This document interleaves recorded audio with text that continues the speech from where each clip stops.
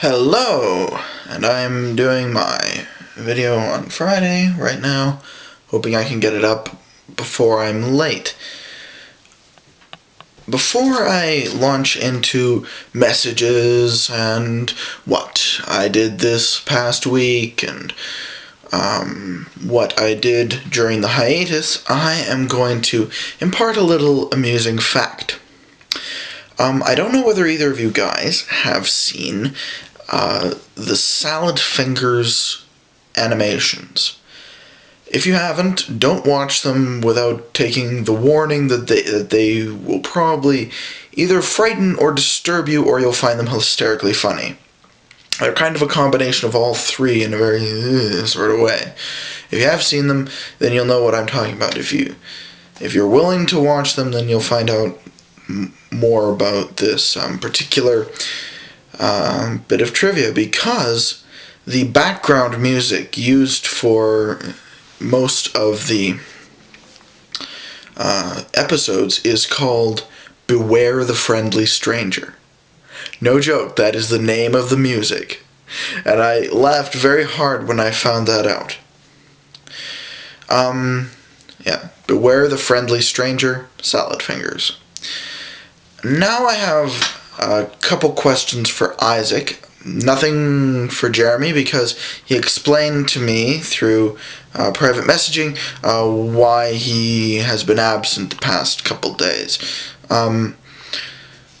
First of all, Isaac, you said in one of your videos on your personal channel that you are a big fan of Naramon. And so I was wondering, because I'm quite a fan of Naramon myself, I was wondering whether you have subscribed to the Nerd Fighter-like channel, because it's pretty fun thus far, and if you have, tell me what you think of it. Also, thank you, Isaac, for subscribing. I appreciate it. And finally, where are you? Because you missed your video yesterday, and this may seem kind of weird that I check these things, but according to YouTube, you haven't logged on in 6 days. So I'm wondering where you are. Just curious. And now, my past week. Well, the weekend was unremarkable. Nothing really special happened. It was just a sort of normal weekend, except for the fact that I have, because I'm working with Scouts as basically as a leader, I need to fulfill a whole bunch of things to be properly considered a leader, and one of those things is a criminal records check.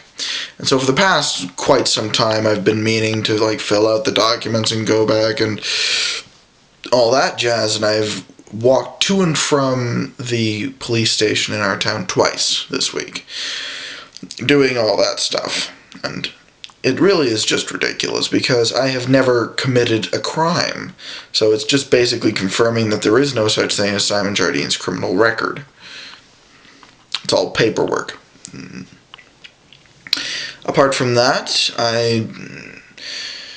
it's been a pretty bland week academically too, because I pretty much have only one real teacher this week, because I have 2 classes in a row, both with the same teacher, and those are the heaviest classes.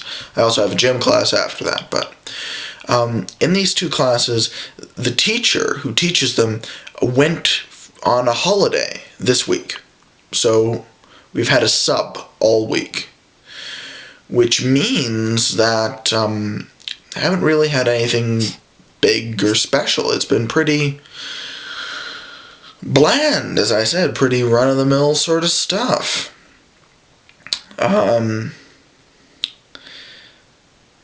Yeah, so that's my week. And for my information about what I did during the hiatus, I forgot to mention this last week, and I wanted to. And it was that during the summer, before school started, I got a job. I was employed by a honey farm nearby called Keeper's Honey House. And to prove it, I have this. This baseball cap. They give them to you. You don't have to pay for them when you start working for them, and it's part of what you wear while you're working in the honey house. And the honey house this is how it works.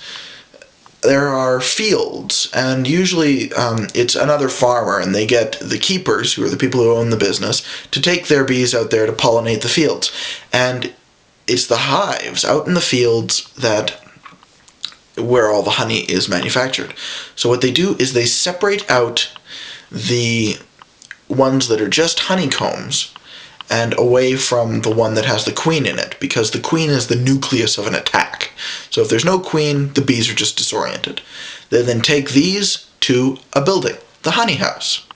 And then it was the job of people like me to grab these 5 stacks filled with bees and honeycombs, take them out, make sure there's no bees on them, whack them off or roll them off, and then scrape open all of the containers of honey, all the honeycombs that have honey in them, and put them down so that they can then be loaded into the 2 extractors and can have all the honey spun out of them, where it is then collected in vats.